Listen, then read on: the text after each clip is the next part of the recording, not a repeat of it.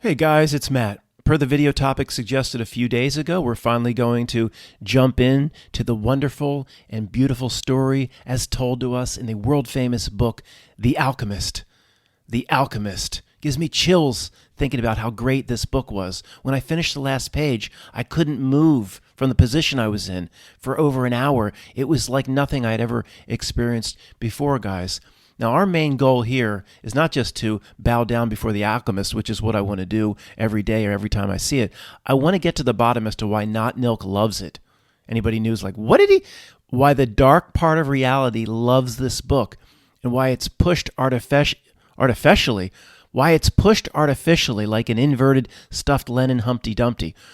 Hold back comments if you can. I'm going to read many passages. I'm going to talk about many theories. Hold back comments if you can. We need to do this together. I mean, I have no conclusions at this point why Not Nilk / Dark Reality loves this and wanted to push it out or rekindle it so aggressively. And I don't even know when it was, the early 2000s through 2012 through 15. It was originally written in 1988. You know how many people bought it? Crickets. Like 2 people bought it, him and his mother. I'm telling you, like it says, they're very honest about it, open. Almost nobody bought it. So I would think the Not Nilk probably made a few changes. Oh, we can use this, but also there's some dark things to reveal about The Alchemist. Everybody's screaming out that it's related to the Arabian Nights. I'm going to get to that. I didn't just fall off the turnip truck here. Of course, I'm going to slam this book with that as soon as I can. Just relax. Now, there's a few people that love this book, and it looked like some new subscribers, some YouTube names I've never seen before. I don't want to piss you off. I really don't. I'm not just going to hate on this book for no reason. Anybody new here, please be open-minded. If you love the book, okay, there's a reason I guess a lot of people loved it, but this is Not Nilk propaganda. You don't want to fall for dark reality propaganda, do you? You need to re-examine why the Not Nilk got you to love this absolute piece of horse shit. I don't think it's that great to begin with, and it steals the entire story from Arabian Nights and Alibaba and that shit. I'm not joking. Okay, you know I can go all over the place, get too fast. Let me be more controlled and more methodical in this presentation. Number 1. The Alchemist was nothing when it came out in 1988. The author is Paulo, P-A-U-L-O, Paulo Coelho, C-O-E-L-H-O. Yeah, I see it in the name. Yeah, I see it. We'll talk about that. Who knows if they changed his birth certificate? Anything's on the table with this Not Nilk son of a beach. And Paulo Coelho, but C-O-E-L-H-O. Yeah. Oh no. I see it in the name too. Let's not get bogged down in the weeds. Okay, guys. 1988, book came out. Nobody bought it. Him and his mother. I don't know, roughly 20-some years later, the Not Nilk started to rekindle it and push it artificially. Now, my friend Tony, your friends and family would think we're absolutely out of our minds. And it's a solid, good book, Matt, and you think there's some dark force that was manipulating things to push it to prominence, to get people to read it. It's a good book, Matt, and people just talk, and word of mouth spreads. Don't you know that? No way. No way. The rise to prominence of this book, more weeks on the New York Times #1 than any other modern book. 65 million copies sold, translated into more languages or into more countries than any other book, at least for its time, other than the Bible. There's no way this is organic or natural. And I mean no way. 0.0, like Blutarski's GPA. Now, Tony or your friends, they would think we're crazy. They'd tune out right now. We can see how this has Not Nilk written all over it in ugly graffiti like what they paint on the side of the septic cars in Philadelphia. Let's do 2 minutes or less on plot summary, a recap on the book. But Matt, I haven't read it. You don't want to read it. Let me save you the time. We'll do it right now. A shepherd boy, sounds like, his name's Santiago. They don't say how old he is, probably around 18 to 20. He's southern Spain, dreams of bigger things. Is his life being fulfilled with the sheep?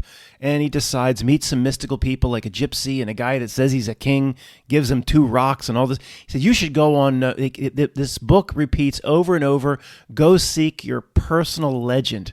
I can't stand the way that's put, but just put up with it for now. You need to go seek out your destiny, what your real dream is, your personal legend. He has a dream of finding a treasure. A gypsy says, you must go to the pyramids of Cairo, of Africa. So he navigates whatever little money he has left, sells his sheep, goes across the little isthmus or whatever you call the damn thing, the strait, gets to Morocco or Tangiers. I guess it's literally, after the Mandela effect, guys, it's just about an hour and a half boat ride. He is robbed right off the bat. He's all left penniless. He has to work for a crystal, all related guy, a crystal merchant. Everything is tied in with Paulo Coelho and his devious little ways, stealing from the Arabian Nights. I'll get to that. So then he finally makes enough money working for this crystal seller of his glasswares for a few years.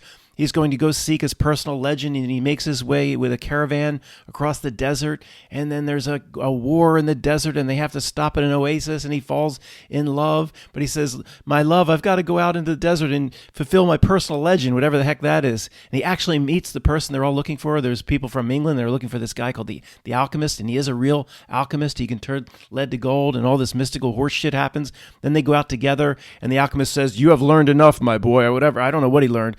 But then he finally gets to the pyramids. Here's the point. 2 minutes or less, my time's up, right? So the last part of the journey, he's on his own. He's no longer with this mystical figure called the Alchemist. So on his own, he makes his way, finally finds the pyramids on the Giza Plateau, Cairo, Egypt. Now, all along, he still believes, even though he's learned some of the ways of the Alchemist, big time, he believes he's going to find physical treasure. But he has certain mystical quality about him. Well, I should just start digging here. So randomly, with his hands, he starts digging a hole somewhat near the Cairo pyramids. And these bandits see him. What is that? Oh, he must know something. He must have hidden something. Bandits go and what are you doing? And they rough him up and they beat him up. And he has this exchange with the bandits where eventually he breaks down. He says, I'm looking for treasure here. This is what I'm doing here. I'm looking for treasure. And he tells one of the bandits, I believe, the story. I'll read you a section right in just a moment about how he had a recurrent dream about this, and he was led. It was his personal destiny or personal legend to come to Cairo and find this treasure. And one of the bandits says back to him this, okay, we're not going to kill you. You'll live, and you'll learn that a man shouldn't be so stupid. 2 years ago, right here on this spot, I had a recurrent dream too, the bandit says to the boy. So he's saying basically he had the same experience that the boy Santiago had that led him here. He said, I had the same dream. I dreamed that I should travel to the fields of Spain, alluding to exactly where the boy came from, and look for a ruined church, exactly where the boy slept, where shepherds and their sheep slept. In my dream, there was a sycamore growing out of the ruins of a sacristy. And I was told that if I dug to the roots of the sycamore, I would find hidden treasure. But I'm not so stupid as to cross an entire desert just because I had a recurrent dream and the bandits rode off. Well, what do you think happens? Little Santiago makes his way home to this exact spot where he came from, and because the treasure, the real gold and the treasure that the bandit had the recurring dream about was right there. Some bizarro message. The real treasure was there all along. You didn't have to leave where you originally started out from. Well, that's not bad, Matt. Why are you trashing this book as some sort of not milk propaganda? There's one big problem. It's exactly stolen from the old versions of the Arabian Nights, which were supposedly written, who knows, 1,000 years ago, but made their way popularity into the West, early 1700s, I believe. You know, all these different stories. I don't know them. You know, Ali Baba, the 40 Thieves. That's one of the gangs in Gangs of New York. He says, the 40 Thieves. That's where it all comes from. Ali Baba and all this stuff. It's that exact story. Originally is called 1001 Nights. What do you mean he stole it, Matt? Authors often borrow, musicians borrow. He stole the exact concept from the Arabian Nights. The exact premise of The Alchemist is from 250, 300 years before, or probably 1,000 years before. He stole the entire thing. I read the Bible story of David and Goliath not long ago. I'm going to hope nobody really remembered. I'm going to go create a book, a story about a guy named Henry that hurls a rock at a giant named Leviathan, and with a sling. This is my idea. I didn't steal it. It's my idea. Hurls a rock, hits him in the forehead, then cuts off his head. Then I go out and I push this book as mine. I didn't get it from anywhere. How dare you accuse me of taking anything from a Bible story? This is mine, man. And then the Not Milk's going to push it to 300 weeks on the New York Times bestseller list. That's what happened. And remember, one of the most famous stories of the Arabian Nights, in which there's many, many different stories, is the 40 Thieves, which I called from, again, Gangs in New York, the 40 Thieves. One of the 40 Thieves, no doubt, is the author of The Alchemist himself, Paulo Coelho. My Spanish isn't very good. This is Portuguese. He's Brazilian, so I don't know what that sounds like to him. Matt, did he pass, or is he still alive? Paulo Coelho is still alive, according to Wikipedia. But do you think he's listening to the words coming out of your mouth? I believe he is listening to me right now. Paulo, if you're listening to me, thou art a villain. You're one of the 40 thieves. You stole it. But in Arabian Nights, the scenario is a dream that leads somebody back and forth from the pyramids to Baghdad. It's the same thing. There's no argument here, Guy. There's no stretch in making this argument. It's 100% stolen. Why that was never mentioned in a book review? Oh, tells you a little about One World System as well, doesn't it? All right, guys, in this segment, I'm going to read passages from the book. Through these passages, the key ones that I underlined, we're going to get a sense. I'm going to try to withhold commentary. We get a sense as to what is being said here. There's a story being told about his journey to the pyramids, but there's all sorts of advice plastered in about seeking one's destiny and all over the place in this book. The idea, again, guys, at the end is, what does Not-Nilk hope to accomplish in this? And I guess we could put one theory out now. Is it written for themselves? Is it like a mockery? The masses and the proletariat and the great unwashed will just read it at first level. They'll just find it as a story, but there'll be certain principles embedded. It's layered in a way, and it seems to be some of these messages for themselves in a way. So I don't want to get ahead of myself. I don't have a conclusion yet. So let's start with just reading some of the passages. And again, just get a general sense. We'll do this for a while. Get a sense as to where this book is coming from. I'll read you a lot of the key passages now. Now, he's a shepherd of sheep, and he lives in like an abandoned or maybe a burned out seminary or church of some kind. It says here, I couldn't have found God in the seminary, he thought, as he looked to the sunrise. I couldn't have found God in the seminary, he thought. This is when he decides to go on his journey. And is it two sides there? One, you could say, well, it's a burnout church. He's not religious, and there's nothing religious being said here, or is there? It's the possibility of having a dream come true that makes life interesting, he thought, as he looked again at the position of the sun and hurried his pace. Again, the very early part of the book, on his way to making his journey. Consults an old witch or a gypsy woman about should he go on this journey. The old woman says, or a palm reader says, you came so that you could learn about your dreams, said the old woman, and dreams are the language of God. The old woman or gypsy says, I'll interpret your dream, but if you find your treasure, I want a percentage of it. The dream you had is a dream in the language of the world. Again, the wise old woman, I told you that your dream was a difficult one. It's the simple things in life that are the most extraordinary.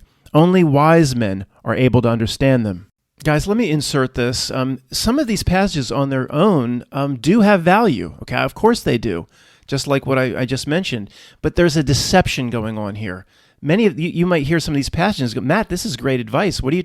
Overall, there's a massive deception going on here of some kind, or the Not-Nilk wouldn't have pushed it. It could be as simple as maybe making their quota. They had to put incredible themes in this book and then put it out under the guise of just a bullshit story about a shepherd going to the pyramids. That way everybody will miss these major themes, and the creeps can say, we told them about it, and they just ignore it. I mean, it could be that as well, but there's some sort of deception here. I'm not saying the passages one by one are not profound. Many are.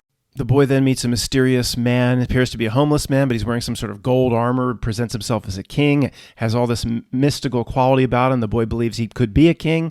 The boy asks, what's the world's greatest lie? The boy asked, completely surprised. It's this, replied the king, that at a certain point in our lives, we lose control of what's happening to us, and our lives become controlled by fate. That's the world's greatest lie. Absolutely. Not-Nilk busyness. Got to take the kids to cello practice. Then the artificial busyness that this world puts on us, so we never accomplish anything for ourselves. One last time, many passages on their own, that's why I'm reading them, it's very good advice, very profound. The king, who presented himself as an old man, said, the most important thing is that you have succeeded, or you start to succeed, in discovering your personal legend. Now, this term in the book comes up over and over again. I hope it's just a translation issue. I don't like the way he put it. It's basically like discovering your destiny, your reason for being on Earth. It says, personal legend, it's what you've always wanted to accomplish. Everyone, when they are young, knows what their personal legend is. At that point in their lives, everything is clear and everything is possible when they're young. They're not afraid to dream and to yearn for everything they would like to happen in their lives. But as time passes, a mysterious force begins to convince them that it will be impossible for them to realize their personal legend. Regarding what leads you to your personal legend, it's a force that appears to be negative, but actually shows you how to realize your personal legend. It prepares your spirit and your will because there is one great truth on this planet. Whoever you are, or whatever it is that you do, when you really want something, it's because that desire originated in the soul of the universe. Okay, let me repeat that. When you really want something, it's because that desire originated in the soul of the universe. It's your mission on Earth. Even when all you want to do is travel or marry the daughter of a textile merchant? Yes, or even search for treasure. The soul of the world is nourished by people's happiness and also by unhappiness, envy, and jealousy. To realize one's destiny is a person's only real obligation, and all things are one. And when you want something, all the universe conspires in helping you achieve it. He goes on to talk about how people get caught up in the day-to-day routine, their busyness of their work, whether they're a baker or candlestick makers. In the long run, what people think about shepherds and bakers and welders and their personal jobs becomes more important for them than their own personal legend. Okay, when he gets to Morocco, within minutes, he's robbed. Everything's taken from him. He wept because God was unfair and because this was the way God repaid those who believed in their dreams. Quick little story. The scene is very frustrating. It literally gets to Morocco, Tangiers, and the kid's like, I'll find a way for you to get across the desert. Let me hold your money. He's like, will you hold my money? Oh, come on. He gives him his money. I mean, come on, sir. At this point, I wanted to close the book saying this individual is too stupid for me to follow along the rest of the book. I don't care what happens to this son of a beach. A quick real story about this. Somebody I knew really well when I was working in the insurance industry. I still consider him a friend, but I haven't spoken to him for years. His name's Bo. He took his fiancée. They went to Spain, and they decided to take that ferry across. I guess it's to Tangiers, goes to Morocco, whatever it is, an hour and a half. He said it was so horrible. This was a long time ago. I don't know what it's like today. But say 20 years ago, it was so horrible where they got off, meaning they were just flocked by people, like, give me money, beggars, and little kids pulling at their pant leg, and just like the market and the bazaar. It was like a whole world difference than just an hour and a half away on Spain. Like, they felt unsafe. It was, I don't know, it was like dirty. And this guy came up and he's like an enforcer. He's like, you need to pay me, $10 American or whatever it is. And none of these people just walk around. Nobody will bother you. He was a thug. But that's what people did. So Bo's like, yeah, take the $10. Then he walked behind them and nobody messed with them. They were there like an hour and a half. They looked at some carpets and bought some trinkets and shit and got the hell out of there. What a nightmare. Okay, the boy, Santiago's starting to gain a little wisdom. Shortly after, some things happen, and then there's a scene here. There must be a language that doesn't depend on words, the boy thought. I've already had that experience with my sheep, and now it's happening with people. He was learning a lot of new things. Some of them were things he had already experienced and weren't really new, but he had never perceived them before. And he had not perceived them because he had become accustomed to them. He realized, if I can learn to understand this language without words, then I can understand the world. Because all of his money is stolen, he is kind of stuck locally in Morocco working for a crystal merchant for many years to save his money up to continue his journey. In this section, this book is huge on beginner's luck. It's called The Principle of Favorability, Beginner's Luck, because life wants you to achieve your personal legend, the old king had said. Power of attraction, with the secret itself is a manipulation. There is something, the forces here at work. Power of attraction is real. The secret as it presents itself, this is Matt talking away from the book, is total manipulation. It wants you to attract the materialistic bullshit that not can provide. But these are big themes in the book, as well as all the universe will lay itself down to somebody that goes out on their personal legend and seeks their true destiny. All the universe will line up for you. And then what happens to the boy is not consistent with that. We'll just Matt, just keep reading the passages. We'll figure it out later. All right. Reading a passage on page 60. Oh, no. The boy awoke before dawn. It had been 11 months and 9 days since he had first set foot on the African continent. My friend Tony would say, well, the author's just trying to express he had been on Africa a long time and he hadn't even come close to his journey to Cairo. And we could have picked any date, Matt. You always people trying to read into everything, you people. Or any first grade truthers saying, well, Matt, the way it's expressed here is 11 months and 9 days. That's like the opposite. I don't think that means any. It doesn't matter. It's like they just need to pair it. So we know that the big event from our perspective that we lived throughout in our lifetimes was the 11th day, right? Blank. But the way they talk about Solomon's Temple 1 and 2, the destruction of Temple 1 and 2 is talked about as the temple went down on the 9th day of the 11th month. So would that be November? It doesn't matter. The pairing of the numbers to these creeps is all that seems to be important for whatever their alchemy is, per the book The Alchemist. Okay, 20 or 30 pages back or whatever it was, the old king, it seemed like a homeless man, but he was really a king. He gave him 2 special rocks. I think one was white, one was black, and they're called, what are the names? Very strange. Urim, one rock is called Urim, and Thummim, Thummim. Thummim. I mean, what the heck? So here it says on page 61, as he took his jacket out of his pouch, thinking to give it to someone on the street, the 2 stones that the king had given him fell to the floor. The stones Urim and Thummim. Look, guys, this would be above my pay grade. I don't care to understand their horse shit. This initiation, I don't like the word. It just screams of to me, it screams of whatever, Boaz and Joaquin or whatever, the 2 pillars. It just screams of that for some reason. To me, I don't care if I'm right or wrong. Let's just move on. These two stones to whatever Paulo's trying to communicate here, maybe a little insider information to his own little brethren on this. Who cares? There's just something very significant to it from their perspective. I don't give a crap personally what it means. Page 65. I am always nearby when somebody wants to realize their personal legend, the old mystical king had told him when they met 20 pages back. Okay, the boy Santiago finally makes his way back to his original journey, saved enough money working for the crystal dealer, and he comes across an Englishman who is a junior alchemist looking for this mystical alchemist in the desert.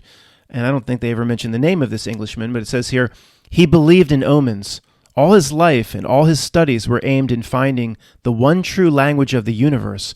First, he had studied Esperanto, then the world's religions, and now he was studying alchemy. Again, it says, finding the one true language of the universe. And what does that sound like? Stephen Hawking's, what is it called? The theory of everything. He was trying to find one formula to account for everything. Here it says, the one true language of the universe. This is part of their creepy ways. I don't know what they're trying to accomplish. And again, the Stephen Hawking theory of everything, to the layman on the street, it's just, he just thought he could put it all into one mathematical model. Well, it's not this simple. It has to do with their creepy ways or creepy religion. And it comes up here. Matt, do you think we need to figure it out? No, I don't think we need to give one shit about that sort of horse crap. A little bit down further on page 66, who knows? Maybe it's still talking about the Englishman, the alchemist that is making his acquaintance with the boy. Who knows? Maybe they had failed to discover the secret of the master work. Oh no. The philosopher's stone, and for this reason kept their knowledge to themselves. Here we go again with alchemy presented in physical terms. Lead, it's all just, Matt, don't you know? It's just about lead to gold and this philosopher's stone and physical things. It's whatever alchemy represents, from our perspective, is about transforming yourself. Lead to gold here, of course, it's a metaphor. Transforming yourself, doing the spiritual work, the work in part 2. Any sort of description of alchemy, maybe to them there is physical things like a philosopher's stone. They are not us. If that shit's important to them, it's not important. I can't speak for you. It's not important to us. Alchemy exists, but a transformation of self. Any presentation, at least from our perspective, that has to do with finding real things and turning real lead into real gold is absolute waste of time horseshit. Well, Matt, I've read all this stuff, and they spent tons of time and centuries on it. If they did, let them do it. Who knows why they're doing it? It's from our perspective, that's horseshit and a waste of time. Even if the Philosopher's Stone was out in my backyard, I wouldn't look for it. I wouldn't care. Who gives a shit if it represents a real stone? If the Philosopher's Stone has another meaning that talks about spiritual alchemy, I'm interested in that. But I believe we already know enough to do that stuff on our own. Don't need to go listen to more Manly P. Hall lectures about that stuff. On page 68, when someone makes a decision, he is really diving into a strong current that will carry him to places he had never dreamed of when he first made the decision, or before he first made the decision. Very interesting, very well put, profound, and useful to us, as many of these passages are. But guys, let me note here, again, it's about the first grade person reading this. People in my family would just read about a boy on his way making a journey, that they would only see the first level.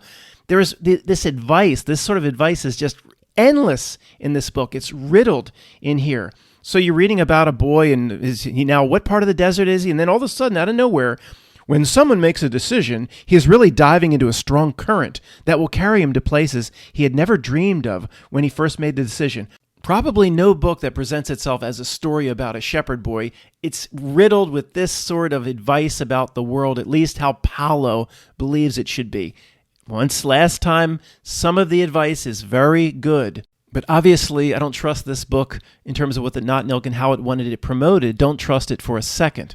Continuing on his journey through the desert with the Englishman who's a junior alchemist, Englishman says, "If I could, I'd write a huge encyclopedia just about the words luck and coincidence. It's with those words that the universal language is written."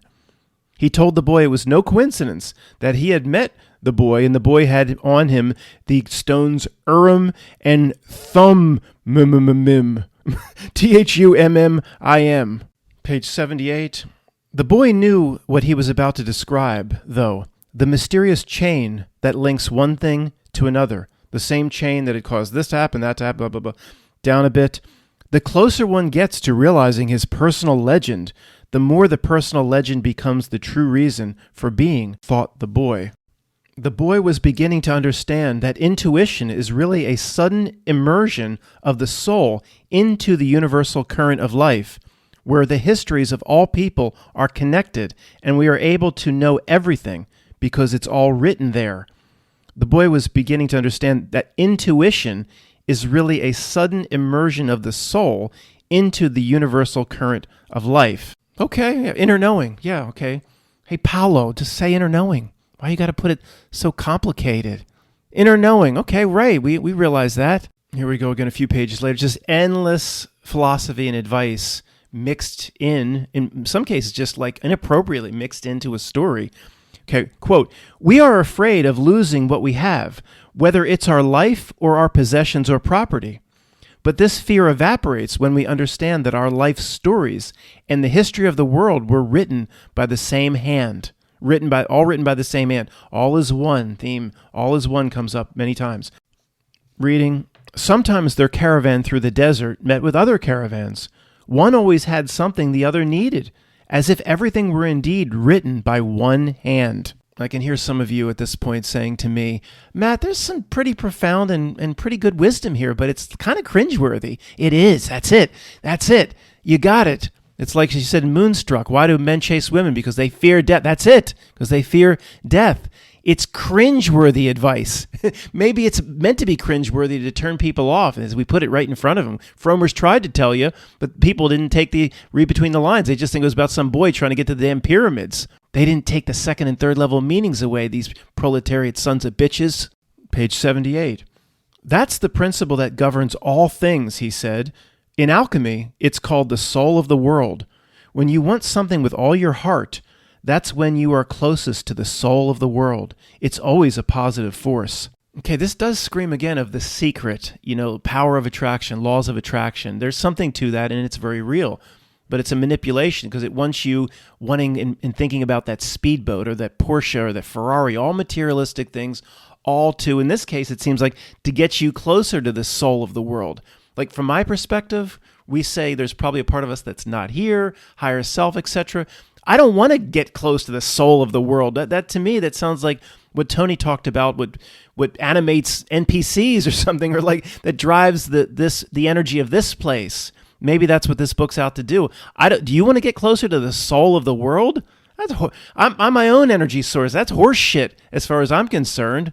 What can you give me, soul of the world? I divorce thee, soul of the world, because my soul is bigger than the soul of the world, than this damn snow globe. I don't like the way what this is saying. Matt, you better be quiet. You're going to piss off the soul of the world. Well, so what?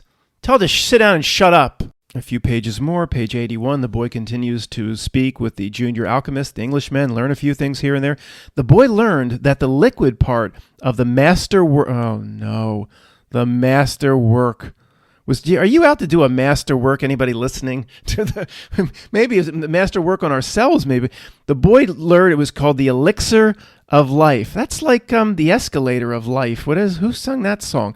The elixir of life. I know this is all famous alchemist stuff. This isn't my first rodeo. He learned it was called the elixir of life, and that it cured all illnesses.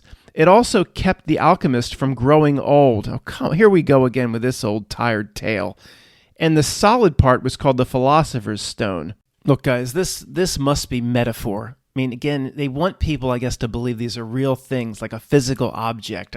It has to be more than that, because anything, it's just a waste of time, even for them, even for creeps in their creepy ways. Somebody could knock on my door the way like the earrings were presented to Lisa in Coming to America, the security guard and the truck pulled up, present Lisa now you tell her about the $500,000 pair of earrings and we can go back to Zamunda. Somebody can knock on my door, big Brinks truck. You have something for me? Are you Matt McKinley? Yes.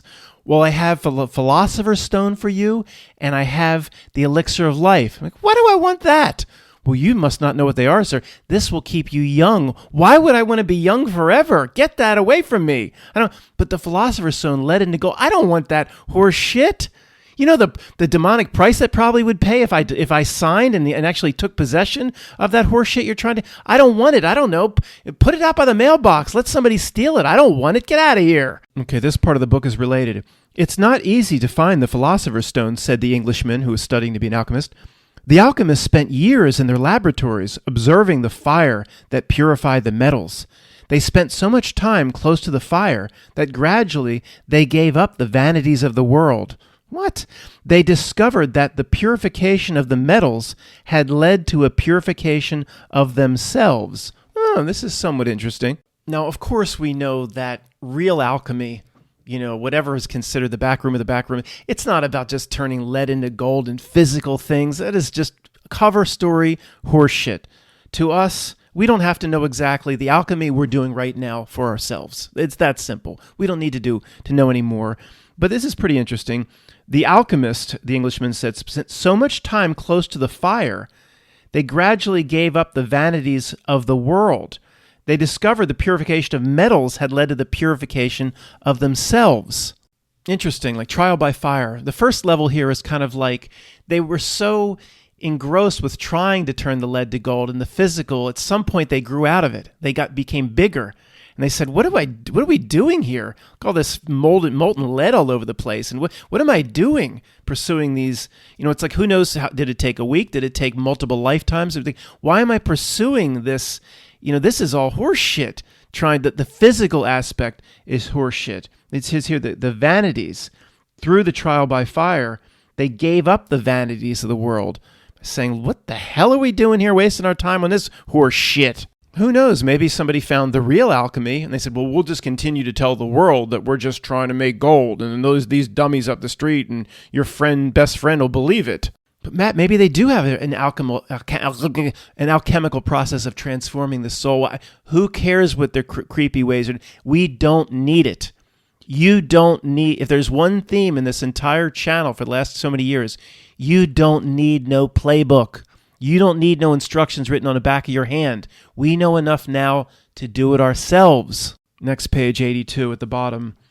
Again, there's like a story, and then all of a sudden, in the middle of the story, it'll be like, boom, here's some philosophical advice. It's only those who are persistent and willing to study things deeply who will achieve the master work. Come on, stop it. If you have something to say about the human soul or spiritual, just say it. Stop talking about stones and elixirs and elevators of life and master work. Just say it. Stop with this language. We're tired of it. Well, I hope you're not that tired of it because it just keeps coming and coming and coming. Frommer's tried to warn you. Here we go. Next page. I learned that many alchemists realized their personal legends and wound up discovering the soul of the world, the philosopher's stone, and the elixirs of life. Well, I'll tell you right, I want to go on record right now. My personal legend, whatever the hell that means, is not trying to cozy up to the soul of the world or get a damn stone or elixir. I mean, if I was in the Showcase Showdown, the end of The Price is Right, before Barker said spayed or neutered, if I was in the Showcase Showdown and I had to bid on one or the other, one was bidding on the elixir of life and one was bidding on the philosopher's stone, I wouldn't bid. I wouldn't even bid $1. I wouldn't want them. I'd just walk off the set. Continuing. But above all, I learned that these things are all so simple that they could be written on the surface of an emerald. Oh, changing your tune. Maybe it isn't just physical things here. That's the deception. It ain't a stone and elixir. They're talking about, and if they're talking about something else, then at least it has my attention back again. Maybe I would bid something. And based on what I just read, if anybody's trying to scream out to me about emerald tablets of Toth or Toth or Hoth Planet or whatever, you're going to get a Pootie Tang Award. Yeah. Right below that, the Englishman, who was the junior alchemist, was disappointed. The years of research, the magic symbols, the strange words, and the laboratory equipment, magic symbols, none of this had made an impression on the boy. The boy's soul must be too primitive to understand those things, he thought. Well, there's definitely truth in that, in my opinion. The Englishman, who's a junior alchemist, he's arrogant. This boy's primitive. I studied the symbols, the alchemical symbols, and the elements. He's like a Robert Langdon type from Da Vinci Code 1 and 2, knows the symbology, the actual correct use of the word symbology, the study of symbols. The truth community says, look at the symbology here. No, that's symbolism. Sorry. He's a Robert Langdon type, but guess what? They're both in the same flea bag caravan going through the desert. He's in the same situation the boy has, studying and knowing all those symbols. What did it do for you? You're still in the same damn wagon car as the boy. There's a camel sleeping in the back who's sick, that farting out and smells and stuff. You're in no better situation than the boy. And you're calling him primitive? Maybe understanding all that stuff from your, all that symbols, it was all horse shit. What did it do for you? You're in the same flea bag caravan as the boy. The camel driver at one point, as they're going through the middle of the desert, turns to the boy and says, "Because I don't live in either my past or my future, I'm interested only in the present. If you can concentrate always on the present, you'll be a happy man." This is obviously true. The Not Milk just works overtime getting people into the future. Okay, and this party's back out in the desert. There is a war going on between rival factions. I guess some danger is approaching. The omens had been true, after all.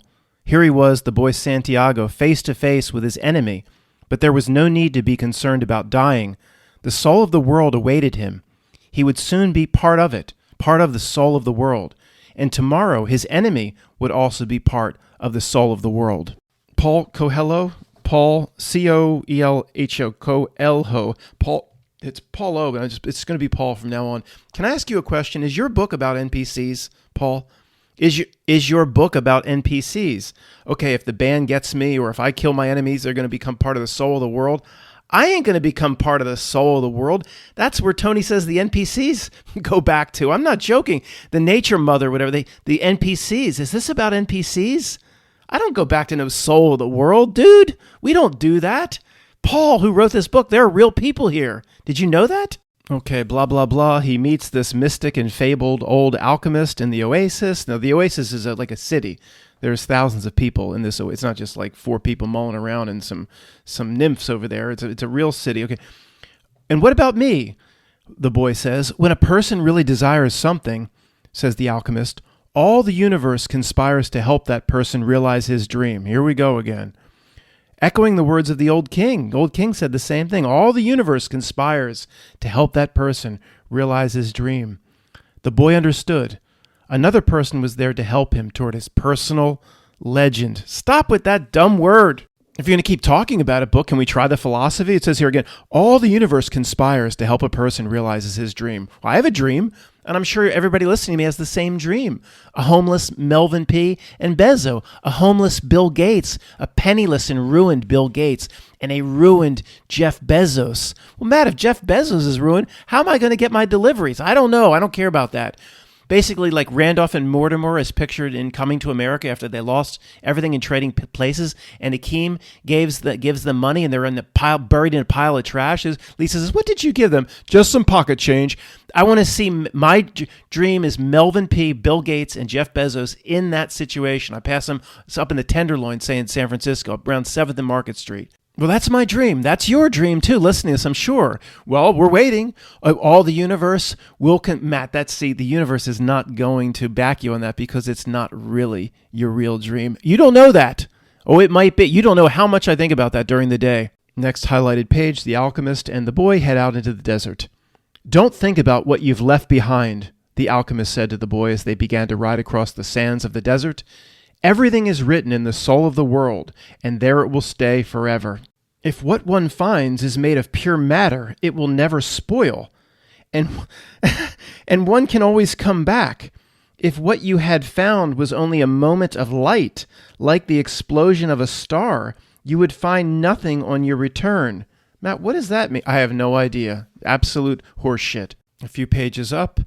"And what went wrong with other alchemists? They tried to make gold and were unable to do so. They failed turning lead to gold." He said, "They were looking only for gold," his companion answered.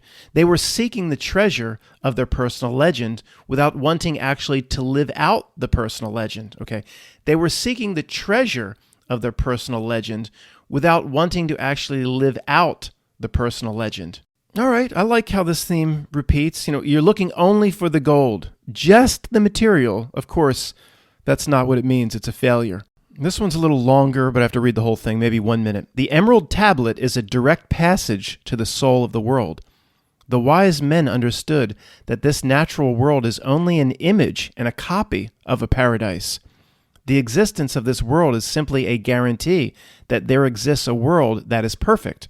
God created the world so that through its visible objects, men could understand his spiritual teachings and the marvels of his wisdom. That's what I mean by action." "Should I understand the Emerald Tablet?" the boy asked. "Perhaps if you were in a laboratory of alchemy, this would be the right time to study the best way to understand the Emerald Tablet. But you are in the desert, so immerse yourself in it. The desert will give you an understanding of the world. In fact, anything on the face of the earth will do that. You don't even have to understand the desert. All you have to do is contemplate a single grain of sand, and you will see in it all the marvels of creation. How do I immerse myself in the desert? Listen to your heart. It knows all things, because it came from the soul of the world. And no, it will one day return there to the soul of the world." Look, we have the tendency to think the author, we've done this a lot, the author knows too much. The author could potentially be completely in the dark. The Not Milk is obviously using this book for its own devices. I'm still unsure what it's trying to do here, but through Paul, or by recycling this book that Paul wrote in 1988, Paul himself, let's not go too far, he might not have a clue. To this day, he just thinks he wrote a great book that initially wasn't known about, and then once people understood how great it was, it became the most popular book of all time. Paul might be just congratulating himself, not have any understanding of what the Not Milk is getting out of this. And again, one of the big problems or difficulties in making this presentation is like the next passage here is very sound advice. So which is it, Matt? It's hard to reconcile. Like, for example, here, "Why do we have to listen to our hearts?" the boy asked. "Because wherever your heart is, that is where you'll find your treasure." Okay, that's sound advice. I don't know, touchy-feely bullshit, but it's sound advice. Okay, Matt, don't say it again. Don't apologize for that again. I'm sorry. A few pages later, the alchemist answered the boy, "What you still need to know is this. Before a dream is realized, the soul of the world tests everything that was learned along the way. It does this not because it is evil, but so that we can, in addition to realizing our dreams, master the lessons we've learned as we've moved toward that dream. That's the point at which most people give up. It's the point at which, as we say in the language of the desert, one dies of thirst just when the palm trees have appeared on the horizon. Every search begins with beginner's luck, and every search ends with the victors being severely tested. All right, that's interesting. I ain't trying to join with no soul of the world, or maybe the soul of the world is the Saturn Moon Matrix or something. But okay, but yes, the victors, or those getting very close to victory, are severely tested. Would you say, anybody listening to the words coming out of my mouth, that you're being it's a severe situation right now and we're being tested, for lack of better words? I don't love the words either, but we are in a very difficult situation. This is interesting the way this is put. I thought this part was good and interesting. These bandits come up to the alchemist is traveling with the boy, these bandits, lowlifes, and they're going to rob them and steal them. And like, what do you have? And he's so honest about what he has, the bandits will never believe it. This is the situation we're in with truth. For example, talking to my friend Tony, the alchemist says to the toothless bandit, "Oh, what I have here? Oh, this here is the philosopher's stone. And I have here, look at this. I have the elixir of life. It's the master work of the alchemists. Whoever swallows the elixir will never be sick again. And a fragment from this stone turns any metal into gold." The Arabs laughed at him, and the alchemists laughed along. They thought his answer was amusing, and they allowed the boy and the alchemist to proceed with all their belongings. He was so honest about what they were, there's no chance. He knew if he tried to cover it up and so I don't have anything here. He was so honest, he knew there's no chance at that level it would ever be believed. This is a very similar situation we find with truth. There's just no way it will ever be believed. They laugh at us and move along. Oh, and the follow-up here is good. The alchemist answered, "When you possess great treasures within you, and you try to tell others of them, seldom you are believed." Next page, the alchemist said to the boy, "You already know about alchemy. It's about penetrating to the soul of the world and discovering the treasure that has been reserved for you." A few pages later, "I have known true alchemists," the alchemist continued. "They locked themselves in their laboratories and tried to evolve themselves as gold had. And they found the philosopher's stone because they understood that when something evolves, everything around that thing evolves as well. Others stumbled upon the stone by accident.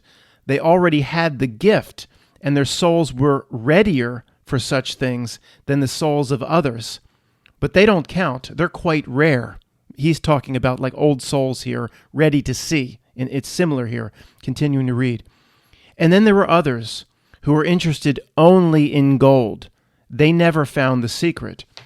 They forgot that lead, copper, and iron have their own personal legends to fulfill, and anyone who interferes with the personal legend of another thing will never discover his own." Okay, there's truth here. Again, the young soul, old soul thing. Young soul can never see it. Doesn't matter if they're handed the philosopher's stone. Those that were only concerned with making gold will never get it. Okay. Again, my position isn't being moved. I mean, this is just, even when we read between the lines in terms of the positive message, just a reiteration of what we already know. This part has come up several times in the book, or this theme. "There is only one thing that makes a dream impossible to achieve: the fear of failure." Okay, more good advice here, of course. I mean, because fear is the absolute killer, the absolute demented or demonic silver bullet of this reality system is fear. There's no doubt about it. Going back to the artist or the singer FKJ put the Nina Simone quote, which I played for you and actually expanded out her quote over the beats of the song. I mean, she's saying, what is free to me, or what is freedom to me? Just very simple, no fear. She says, if I could have that half of my life, just no fear. That is the definition of freedom. No fear. There is no other sentence necessary. If you take it, this is probably what 98% of life or 99% of life boils down to. You take no fear into the moment of death. There's not more anybody could possibly do to prepare themselves for whatever. I don't think we have to be perfect. We are in this body. It has limitations. But that is something that needs to be overcome and worked on every day. Later, the alchemist says to the boy, "Remember what I told you. The world is only the visible aspect of God, and that what alchemy does is to bring spiritual perfection into contact with the material plane." Later, this is the boy who's becoming a true alchemist talking to the wind. Yes, the wind. I learned from the alchemist, and I learned his secrets in my travels. He's talking to the wind. I have inside me the winds, the deserts, the oceans, the stars, and everything created in the universe. We were all made by the same hand, and we have the same soul. Could this be part of the deception of this book, The Alchemist? Yeah, maybe. Okay, it's that part. Yeah, I'm sort of a believer in all is one, but there's something a little weird, fishy going on here. We'll return to it. Now the boy's talking to the sun. Yep. The sun says, I can see the soul of the world. It communicates with my soul, and together we cause the plants to grow and the sheep to seek out shade. So, you know about love, the boy said to the sun? And I know the soul of the world, because we have talked at great length to each other during this endless trip through the universe. It tells me that its greatest problems is, up until now, only the minerals and vegetables understand that all things are one. Blah, blah, blah. Each performs its own exact function in a unique being, and everything would be a symphony of peace if the hand that wrote all of this had stopped on the fifth day of creation.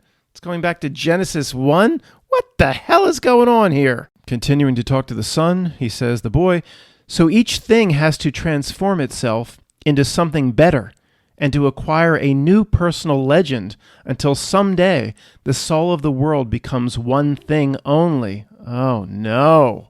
But later, I could see that it was like other aspects of creation and had its own passions and wars, mankind. It is we who nourish the soul of the world, and the world we live in will either be better or worse, depending on whether we become better or worse. And that's where the power of love comes in, because when we love, we always strive to become better than we are. Oh, I know many of you are like, that wasn't a word from a certain language. That was a yak. Oh no, look at, you're really going to yak when I read this. 30 seconds or 40 seconds, and hold it back if you've eaten lunch. In the silence, the boy understood that the desert, the wind, and the sun were also trying to understand the signs written by the hand that writes all, and were seeking to follow their paths and to understand what had been written on a single emerald. He saw that omens were scattered throughout the earth and in space, and that there was no reason or significance attached to their appearance. He could see that not the deserts, nor the winds, nor the sun, nor people knew why they had been created, but that the hand that directs all had a reason for all of this, and that only the hand, talk to the hand, only the hand could perform miracles, or transform the sea into a desert, or a man into the wind, because only the hand, talk to the hand, understood that it was a larger design that had moved the universe to the point at which 6 days of creation had evolved into a master work. Oh, come on. The boy reached through to the soul of the world and saw that it was part of the soul of God. And he saw that the soul of the world was his own soul, and that he, a boy, could perform miracles. You can do magic, you can have anything that you desire, boy. Just a few pages to the end. Boy's now by himself, about to discover the pyramids, this huge 10-year journey, discover his treasure. The boy rode along through the desert for several hours, listening avidly to what his heart had to say. It was his heart that would tell him where his treasure was hidden. At the bottom of page 159, as he was about to climb yet another sand dune, his heart whispered to him, "Be aware of the place where you are brought to tears. That's where I am, and that's where your treasure is." That sounds like a Zelensky line from Tommy Boy. That's who I am, and that's who I care about. I mean, first off, this makes no sense. Because, then he sees the pyramids, he falls to his knees, weeps, his personal legend is being fulfilled, then he starts to dig for his treasure. And what's there? Nothing, okay, just comes up short. But the heart just said to him 2 seconds before, your treasure will be in the place where you're brought to tears. He immediately sees the pyramids, fall to his ground, tears, tears, tears, all heart, personal legend, personal legend, personal legend. Then the band of bandits come, the toothless bad guys with the curved swords, and they're like, you must have gold, and they beat him up, and why are you digging? You must be digging for something important. And he says, I had a dream. It took me 10 years to get here. That's when they steal from the Arabian Nights, or the last part that they stole from the Arabian Nights. And one of the bandits like, well, I had a dream too, that my treasure was back in Spain, basically where you came from, and I never was dumb enough to go seek that out, just like there's nothing in that hole that you're digging right now. So the boy comes to the realization there is no gold, no treasure, nothing buried around the pyramids, nothing for him to find. Obviously, the alchemical underlying messages, he developed his treasure and these gather ye rosebuds as the time went on, and through the journey itself was the collection of the treasure, of course. But he doesn't say that for 1 second. He doesn't realize that. It's not said in the book that my treasure must have been the experience over the last 10 years. He doesn't say that at all. He goes back home to Spain, and just, per the flip-flop as presented in the Arabian Nights, where he's sleeping in the burned-out church, or wherever he's sleeping, they say in the beginning he can see the stars through the roof because there's not even a full roof over the place where he tends his sheep. Right there in a ditch or something, he finds all the gold and all the treasure. It was there all along, and some BS message like that. The end. All right, so to go any further with this, we need to go back to the absolute basics. We know 100% that the Not Nilk is in love, the Dark Reality is in love with this book. There's no way the book on its own goes to 388 weeks in the New York Times bestseller? 7 years or something like that? Nothing has ever maintained a certain position for 7 years. What was it? How many? What did I say? 65 million copies sold. That's just not possible. Somebody writes and there's nothing to this book. It's a very simple little story. We know 100%, to start with the basics, we know the Not Nilk is in love with this book. We need to kind of determine why. Starting with, first grade explanations, we go back to the old, they have to float the truth. They're never going to float the exact truth of how reality works straight up. They're going to disguise it inside a bunch of mumbo jumbo, inside a story where there's going to be also little lines of betterment and self-help that are going to be somewhat contradictory, confusing. What is the soul of the world? What exactly is this personal legend? Matt, there's truth in it because there has to be, but it's 25%. It's surrounded by 75% touchy-feely bullshit, and nobody's going to get anything out of it. And we don't need to look to it to get anything out of it either. But it's kind of like one of those things, and I'm not saying it's first grade truth and trying to mock this position. There's some merit to this position. There's truth in it. It's surrounded by a bunch of mumbo jumbo bullshit, so nobody will get anything out of it. And they'll say, Frommer's tried to warn you. I can't take that off the table. That should be presented as a possibility here. Maybe the next layer up is there isn't one part of this book or one central theme that ever suggests that somebody is what we would call like a real person that has a spiritual nature that transcends this place. There is no talk of transcending the entire place. In fact, it gets the reader to focus on, again, this place potentially as all there is. To get to the highest level of alchemy, you need to understand the soul of, I'll just call it the soul of this world. He says the soul of the world. What's the difference? The soul of this world. It seems to scream out, it's all about here, now, this world, the soul of this world, this place. Not a sentence in The Alchemist suggesting that the boy or the Englishman or the alchemist or anybody has a part of them that's beyond this place. That, in a way, is also, in my opinion, part of the deception. Whether Paul, listening to the words coming out of my mouth, have an understanding of how the Not Nilk uses this and loves this or not. Again, the author might not have a clue. He just may pat himself on the back every day and think, I wrote a great thing. If you read 10 pages of this book, you could see it's just not good enough to be as popular as it is. A lot of this book is like an ode to itself, or it's patting itself on the back. The first page, as you open up the cover, international acclaim for Paul Coelho's Alchemist. Oh, published this week, all these quotes, it's the greatest thing of all time, memorable, it's the greatest thing of all time. Next page, it's the greatest thing of all time. It's almost like, well, why do you have to tell, somebody's already bought this book, why do you have to tell somebody before they start reading it how wonderful it is. Starting to tell you, oh, how wonderful this is. Therefore, all of the philosophies that you're going to read, you poor devils, all of these philosophies you must believe in. I mean, I could see on the back, again, more, San Francisco Weekly Chronicle, a magical little volume. I could see putting it on the front or the back, somebody picking the book up. But the first 2 pages, again, continual praise. And again, it is also an ode to itself. There's, at the back, you can see how to buy the Alchemist gift set. And here's a tree, an old tree with branches with each one of Paul's books at the end of one tree. There's not 10 sephira, there's 9, but it's not that tree. It's like a real old tree, but is it supposed to be another tree? Here's the Alchemist gift edition. If you're interested in this horse shit, you give this to somebody at Christmas, they should throw it right back in your face.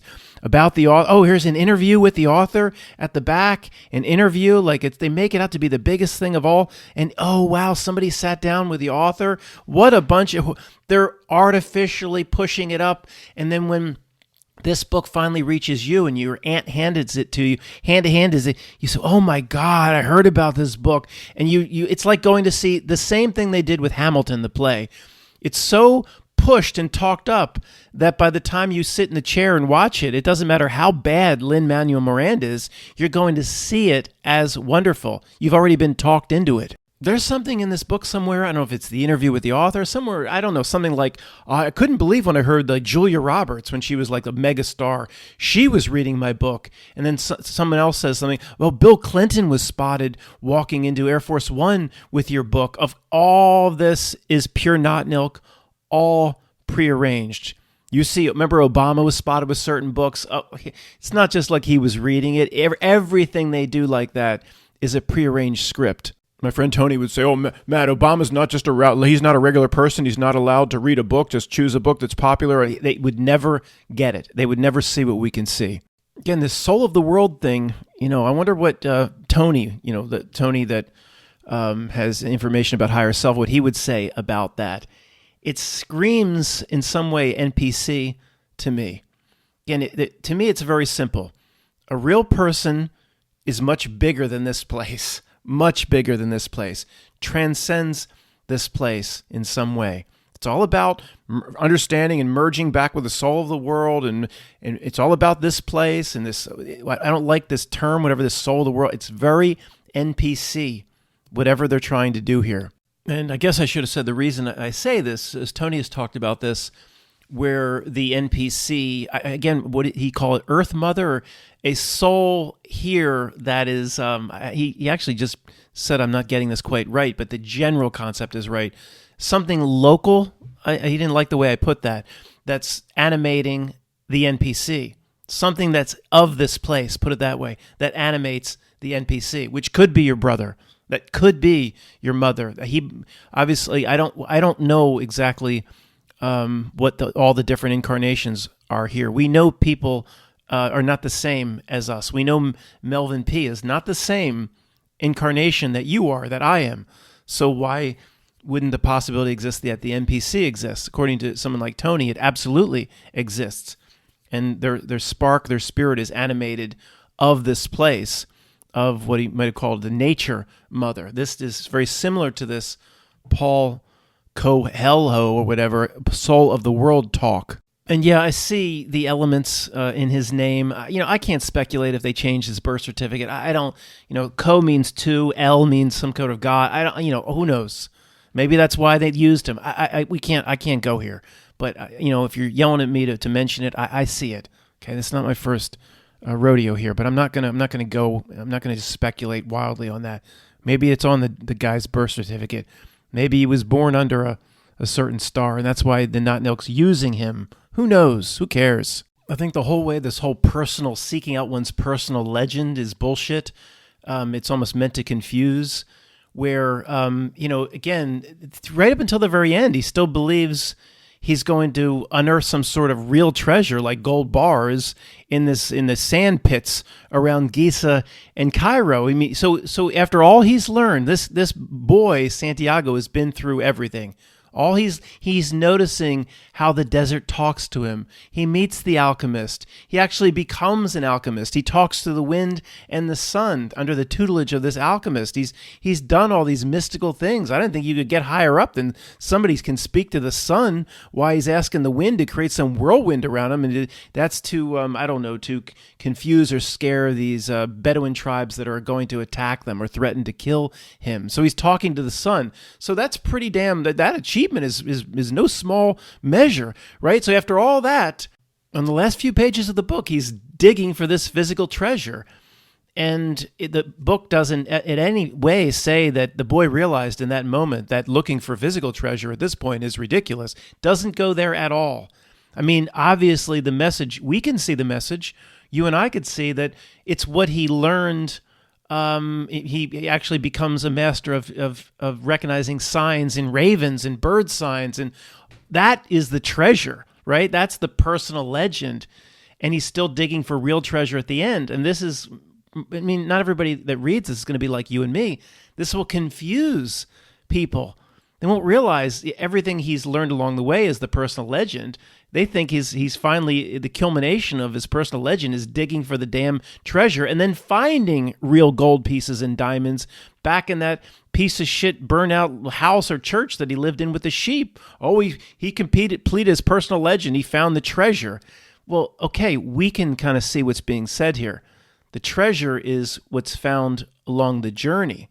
People reading this, I just, it's a speculation on my part, but they're not quite at the level that we are in terms of analyzing reality as they go off to watch Anderson Cooper 360.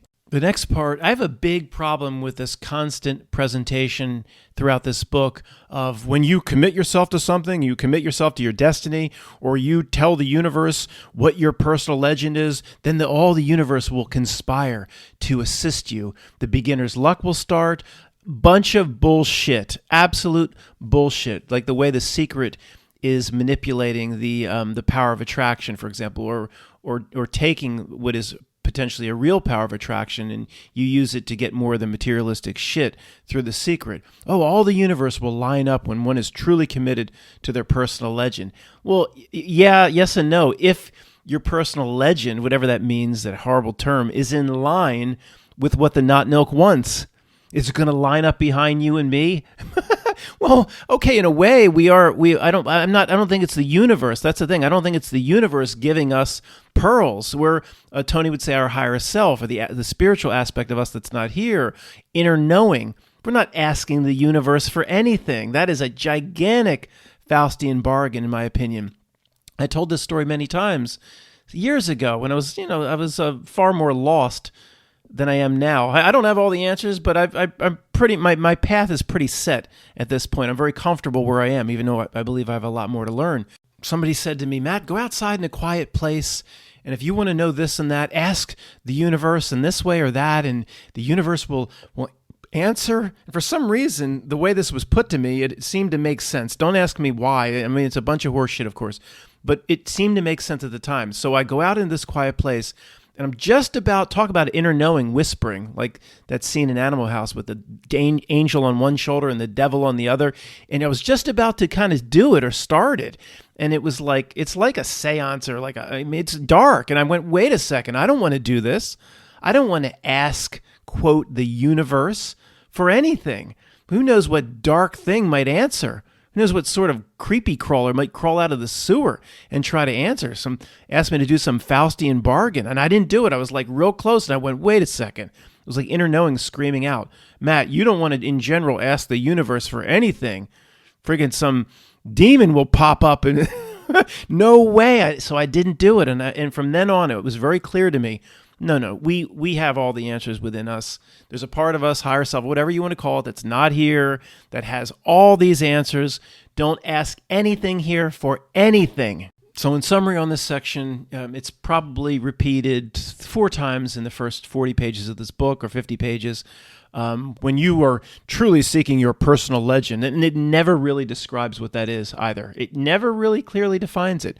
All the universe will line up to support you. Bullshit.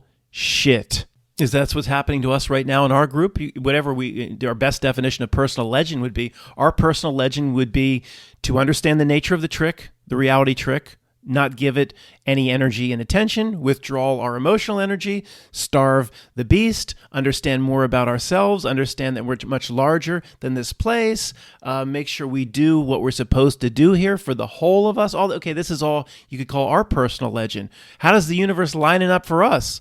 It's trying to get up in our business and stop us at no more wife, no more girlfriend, thrown out of the house, no more career. It's lining up to help us, Paul, whatever. It's trying to destroy us, you and me and our community. Now we can overcome it. Okay, that doesn't mean we're going to be the CEO of a Coke or Pepsi and rise back into a not nilk cubicle. In general, there's only so much it can do to us, but it's not conspiring in our favor. Give me a break, Paul. That doesn't mean we can't do it because it doesn't have the power to stop us. We've already done it. By the way, if anybody's yelling, I can hear you. We've already done it. The parts we just went over, see through the trick, fine. Withdrawing our energy, not falling for the trick, withdrawing from its false categorizations like straw man. We've already done it. We just have to drop the fear, do the work, personal work, remove the fear, go into the moment of death with a proper mindset. We're doing it. We don't need it, and it can't truly stop us, but it doesn't line up to help us. Give me a break. Here again, the English alchemist says, all his life, his studies were aimed at finding the one true language of the universe. Why? Who cares? Honestly, who cares? Why? Why should I spend 1 minute trying to find the one true language of the universe? It means this place. I'm here, I'm going to be nice to it. I'm not going to pollute. If I see a tin can on the ground, are they tin still? Aluminum, sorry. I'll pick, they're not tin, Matt. Coke cans. It's not 1941. Coke, I'll pick up the can. I won't pollute, and I'll pick trash up. I try to help here. I don't care about the one true language of this place. It has nothing to do with me.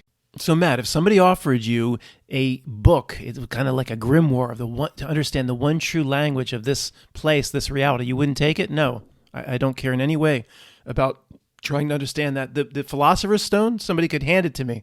Don't want it. I don't want my pockets weighed down by that heavy. I don't care. What could turn lead to gold? Who cares? What's the price to pay for even holding it? The elixir of life, not interested. Anything like that, anything that this place can offer, not interested other than the learning of the lessons for the spiritual whole. Then I'm interested. Then we're going to get the hell out of here. Then I see in the last section here an interview with Paul. Tell us about the Jesuit schools. He's admitted Catholic, although nothing in this book lines up with what they say Catholicism is. In fact, half the book praises the Islam and Allah and things like that. Then it doesn't line up in any way with what your supposed faith is. But then Jesuit schools, like I need another reason to not trust it. So, Matt, after all that, I'm still a little confused. Would you recommend The Alchemist? Would you recommend that we read it? Where have you been? I recommend you read it. This book, I have a kindling pile of sticks, dried sticks, old pieces of, let's say, a chair rail, whatever it might be, just a pile of wood that's very dry I use I will collect sticks up off the driveway to use for my wood stove, but this is like the real dry stuff just for emergency in case I run out or whatever. This book will go right in that pile the moment this video is done. Thanks for listening.